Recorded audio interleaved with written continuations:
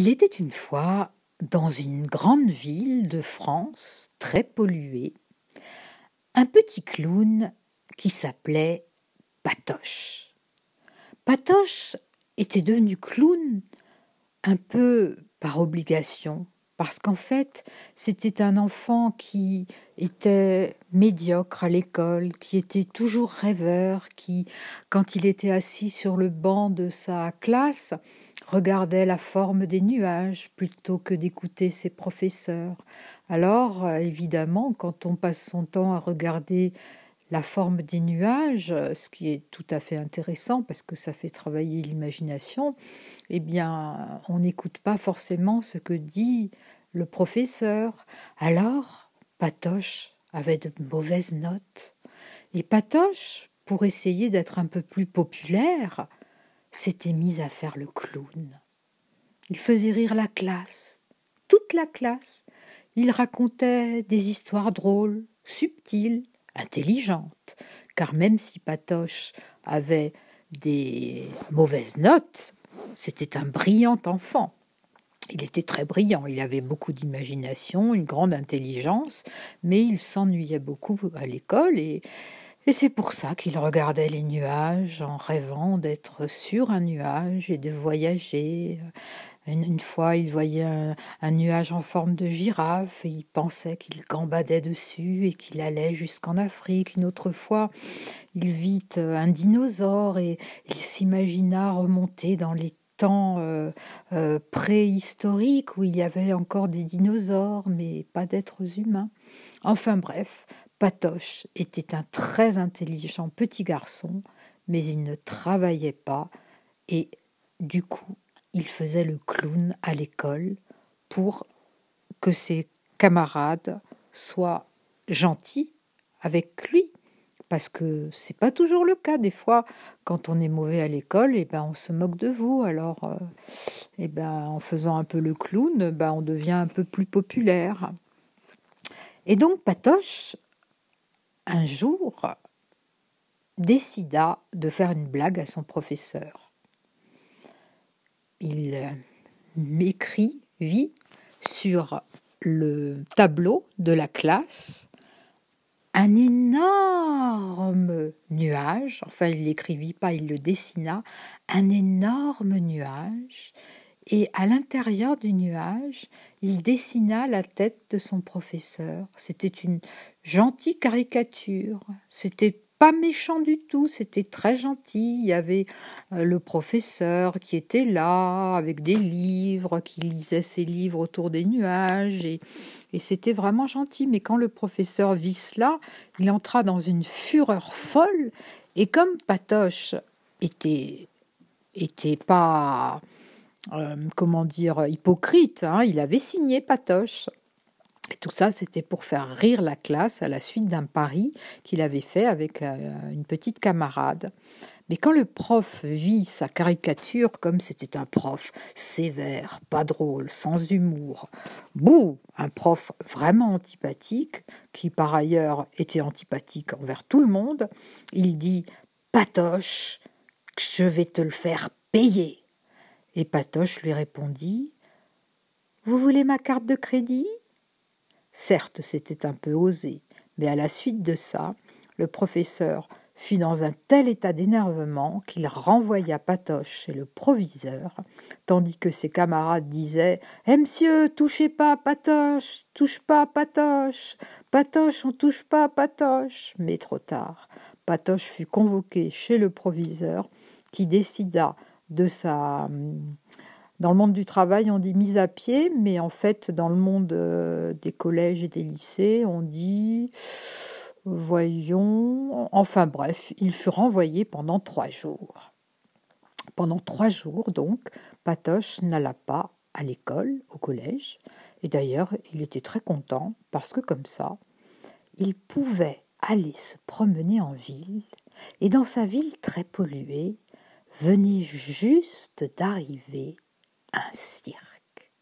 Mais attention, pas un cirque avec des animaux qu'on maltraite, pas un cirque avec des éléphants qui deviennent fous à tourner en rond dans une cage minuscule, pas un cirque avec des tigres qui n'ont jamais connu la savane, pas un cirque avec des lions, pas même un cirque avec des chevaux, ni des moustiques, ni...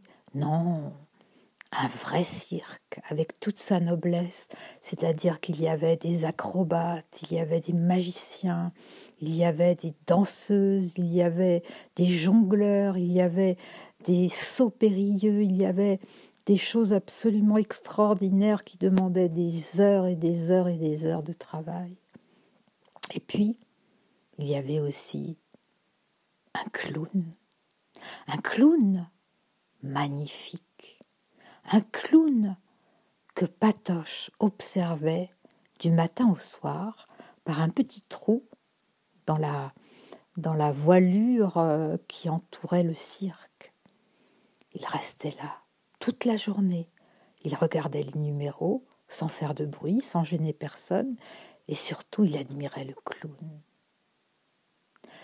Ce clown était magnifique.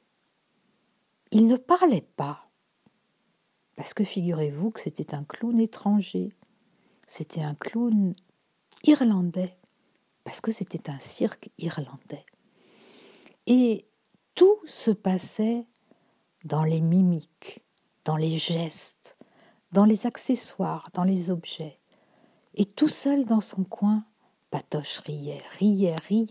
Et pendant 3 jours, toute la journée, du matin jusqu'au soir, il restait là, à admirer ce clown magnifique qui portait un petit pantalon rose, un petit haut vert avec un nœud cravate rose, qui avait un grand sourire et une perruque en laine grise.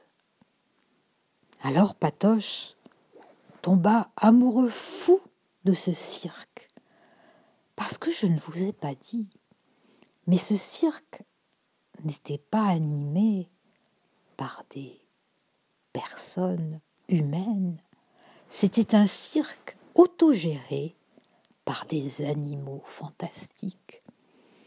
Les jongleurs étaient des animaux,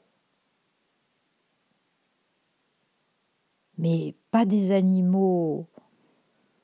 En fait, c'était des marionnettes. Vous voyez, il n'y avait pas de sang qui coulait dans leurs veines, il n'y avait pas de chair, mais il y avait une âme. C'était des objets inanimés, mais en même temps animés. C'était comme des marionnettes, sans fil, qui se mouvaient, qui parlaient irlandais, qui réfléchissaient, qui jouaient, qui faisaient des acrobaties, qui faisaient de la magie, mais celles étaient faites de paille, de laine, de tissu, de rembourrage. C'était un cirque tout à fait singulier et totalement unique au monde. Patoche, fasciné, regarda ce cirque pendant 3 jours, les 3 jours où il était puni d'école. Et ce furent les 3 plus beaux jours de sa vie. Et le soir, rentré chez lui, avec une aiguille à coudre et quelques vieux vêtements qu'il avait, il se fabriqua le même costume. Et avec la laine grise qu'il avait prise dans la boîte à ouvrage de son papa, qui tricotait beaucoup, eh bien, il avait pris de quoi faire une perruque en laine grise. Et il fabriqua exactement le même costume que Patoche, que le clown marionnette du cirque avait. Et puis, malheureusement, un jour, ce cirque fabuleux, unique au monde, qui n'utilisait aucun animal vivant et sauvage, mais que des marionnettes sans fil, ce cirque s'en alla. Patoche vit les caravanes, l'une après l'autre, partir. Alors Patoche eut le cœur brisé. Ce Patoche-là, figurez-vous, était un orphelin Il habitait dans une famille d'accueil. La famille d'accueil n'était pas très sympathique avec lui. Elle avait 4 autres enfants à s'occuper. Et enfin, il ne s'entendait pas forcément très bien avec les autres garçons et filles de cette famille d'accueil. Alors Patoche, vous devinez bien ce qui arriva. Quand il vit partir le cirque, et avec le cirque son propre cœur qui s'en allait,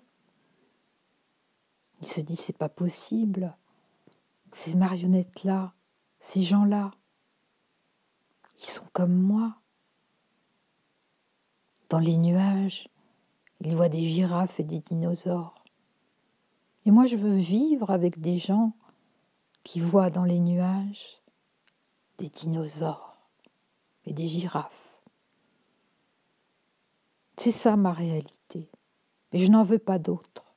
Et je n'ai trouvé personne dans cette ville qui me ressemble. Personne qui pense comme moi. Personne qui trouve ça normal d'être une marionnette sans fil et d'avoir une âme et du talent et du caractère.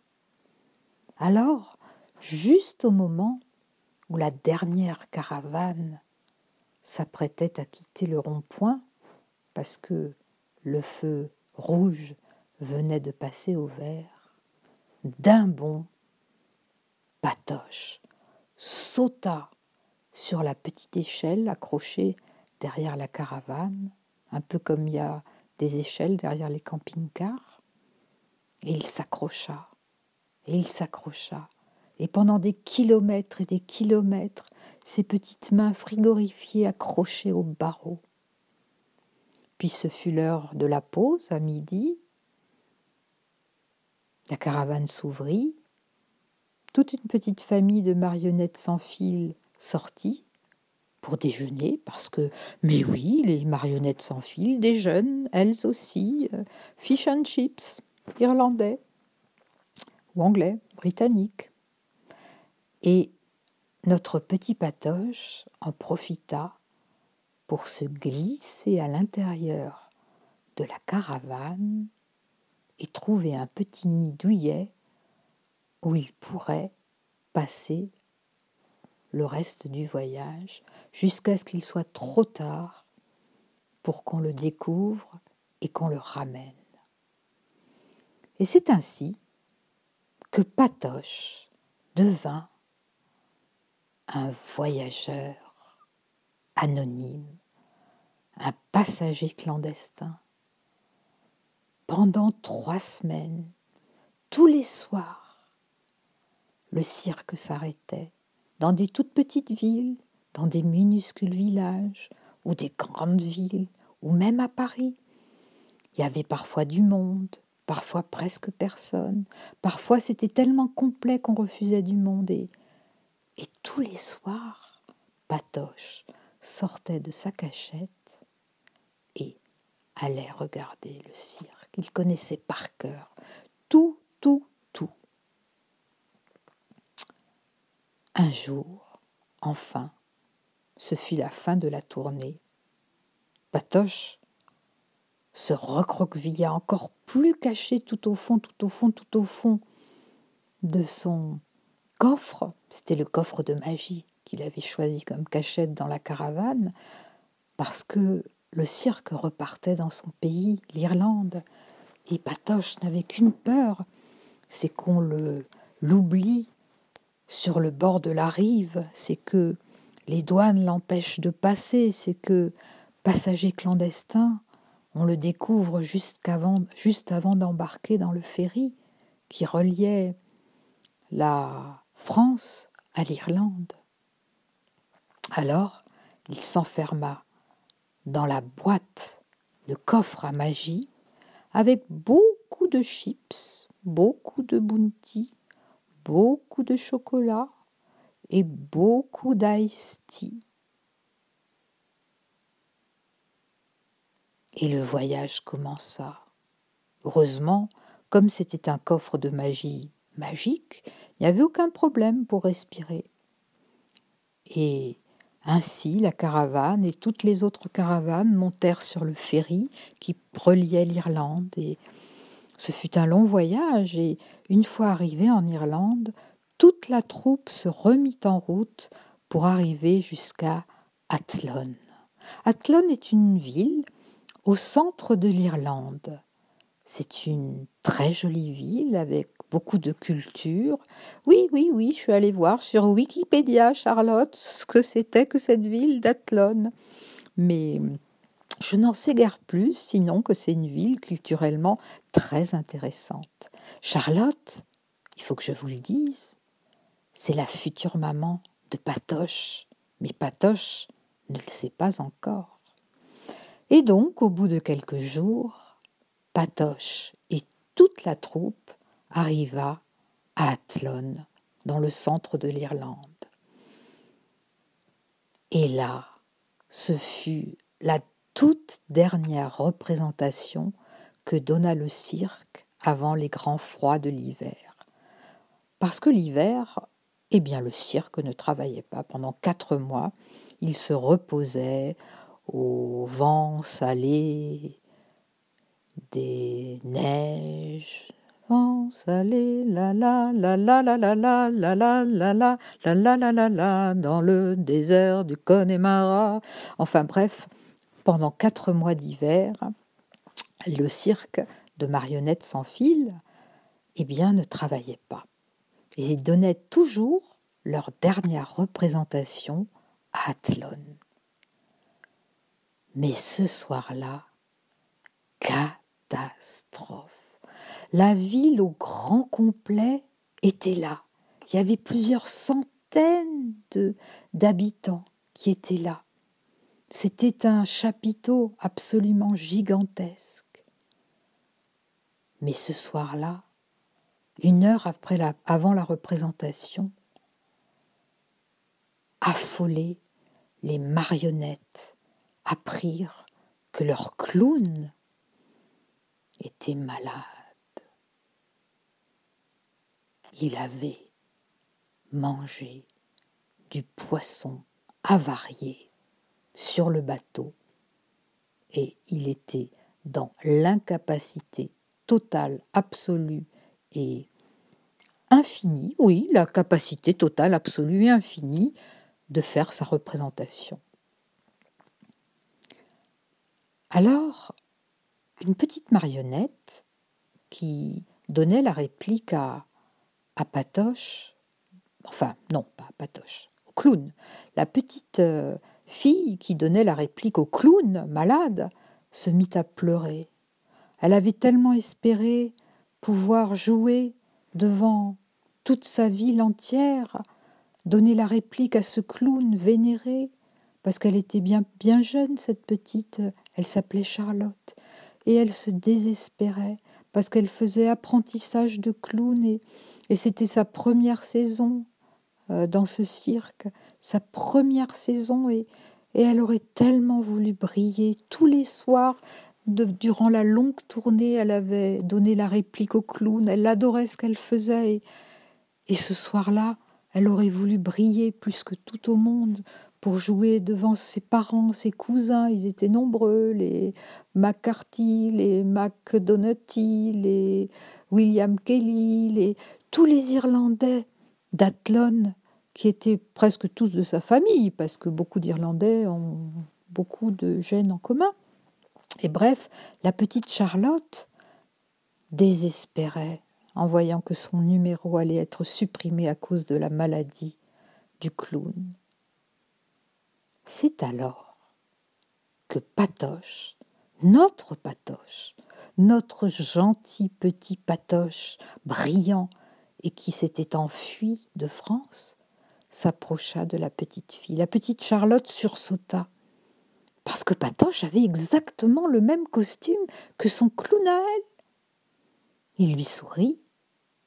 Elle lui sourit, étonnée, et devant elle, il commença à faire le début du numéro qui avait lieu ordinairement durant le cirque. Et la petite Charlotte continua de son côté. Et alors ils se rendirent compte qu'ils étaient tout à fait capables, tous les deux, de faire le numéro, parce que Patoche le connaissait par cœur, et la petite Charlotte aussi, puisque elle le jouait en vrai tous les soirs. Alors, Charlotte et Patoche allèrent voir la directrice du cirque, qui était une magnifique marionnette sans fil, avec de longs cheveux noirs, tout bouclés comme des Anglaises. En fait, on dit des Anglaises, mais c'est surtout les Irlandais qui ont les cheveux bouclés, mais enfin bon. Donc, ils allèrent voir la directrice du cirque avec ses Irlandaises, anglaises, et ils lui dirent, voilà, Patoche va raconter son histoire, et Patoche, il peut remplacer le clown ce soir, il peut me donner la réplique. Patoche raconta son histoire, il raconta qu'il était orphelin, qu'il habitait en France dans une famille d'accueil, qu'il s'était enfui et que, arrivant en Irlande, ce pays où le ciel est tellement plein de nuages qu'on peut y passer sa vie à y voir des animaux et toutes sortes d'autres choses. Eh bien, Patoche raconta son histoire et la directrice du cirque fut très touchée par l'histoire de Patoche. Elle demanda à Charlotte et à lui de faire leur numéro et ils s'acquittèrent merveilleusement bien de la tâche. Alors, le soir venu, pour la première fois de sa vie, Patoche le clown joua le rôle de clown devant tout le public d'Athlone. Et ce fut merveilleux, ce fut magistral. Ils allaient si bien, tous les deux, la petite Charlotte et le petit Patoche, si bien que ce fut une ovation. Patoche était le plus heureux du monde. Charlotte était très heureuse également parce que elle avait enfin trouvé un ami qui avait son âge et non pas un clown très très sympathique mais un peu vieillissant. Et ce fut un tel triomphe qu'à l'issue de la représentation, la directrice du cirque demanda à Patoche s'il voulait bien rester avec eux. Il serait la doublure du clown officiel, et quand le clown irait en retraite, parce qu'enfin, les clowns, il faut bien qu'ils s'arrêtent un jour pour se reposer, à cause de leur rhumatisme, eh bien, Patoche pourrait prendre sa suite. Fou de joie, Patoche accepta. Charlotte, elle aussi, était folle de joie. Ils habitèrent tous les deux dans la caravane des parents de Charlotte, et les parents de Charlotte étaient magiciens, ce qui fait que Patoche put continuer à dormir dans la boîte à magie, le coffre à magie, et des fois, il se cachait et on le retrouvait à l'autre bout de la dernière des caravanes par une énigme mystérieuse que seuls les grands magiciens peuvent comprendre. Et c'est ainsi que Patoche devint le plus heureux petit clown que la ville d'Athlone, en Irlande, ait connue. Et pendant 4 mois, avec la petite Charlotte, il visita ce merveilleux pays, si beau, si vert, avec ses lacs immenses. Et ils devinrent très, très, très amis. Et Patoche adopta l'Irlande comme son pays. Et il envoya quand même une petite carte postale à sa famille d'accueil pour lui dire qu'il allait bien, qu'il était en bonne santé et qu'il avait décidé de partir ailleurs pour travailler. C'était l'histoire de Patoche, le clown fugueur, qui partit en Irlande faire ce qui était à ses yeux le plus beau métier du monde. Faire rire avec gentillesse avec délicatesse, avec humour, avec intelligence, faire rire, même quand on est le dernier de la classe. C'est pas parce qu'on est le dernier qu'on n'est pas le plus intelligent. Là, au milieu des marionnettes, il a pris sur le terrain des tas de choses. Il a pris les mathématiques en regardant jongler les jongleurs. Il a pris les équations en regardant le comptable compter. Les recettes de l'été, de la saison passée sur les routes. Il a pris le dessin en regardant les danseuses danser. Il a pris un tas de choses sur le terrain et des fois, la meilleure école, c'est l'école de la vie, comme on dit, c'est l'école où on apprend sur le terrain et pas enfermé dans une classe. Et c'est tellement intéressant que des fois, on ne pense même pas à regarder les nuages là-haut, dans le ciel, ces merveilleux nuages qui passent là-bas, là-bas.